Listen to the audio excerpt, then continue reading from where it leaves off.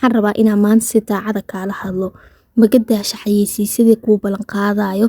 timaha dhulka jiifo muddo kooban gudaheeda markasta saliid kasta aragtid oo lagu xayeysiinayo tima dhulka jiifo ma soo iibsataa haddana wax natiijada aad filaysa kama heshid xitaa dhirirka aad sugaysa iska dhaafay qaleelka iyo daadashadii iyo jajabkii timaha kaama istaajiso somahan halkii aad raadin lahayd mucjiso aan jirin iyo saliid dhaqso timaha ku geyso kaala abaaya aan kula xaliyo horta dhibaatada kow timahaaga ogow baahida timahaaga iyo timahaaga waxay u baahan yihiin sababtoo ah tima caafimaad qabo oo salka ka caafimaad qabo boqolkiiba boqol way baxayaan way dheeraanayaan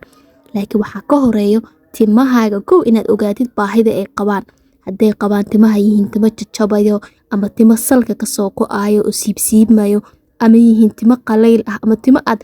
shalay adigoo shaleysay ee u ekaanayaan timo isbuuc aan la shaleynin horta kow waa inaad dhibaatadaas xalinaa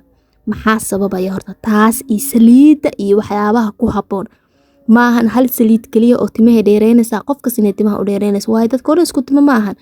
qofbaa isbuuc haduusan timihiisa shaleyn sidii uu ah qofna shalay isagoo shalay waxaad u malaysaa inuu isbuuc timihiisa ka hor shaleeyay marka dadka isku dhibaato ma ahan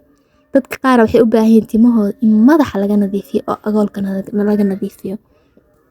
haddii aad rabto marka inaad ku baro timahaaga sida saxda ah ee loo daryeelo timahaaga nala soco ama haddii aad rabto inaad ila hadashidna WhatsApp keena tiimkeena ayaad fariin noogu soo diri kartaa ama halkeena TikTok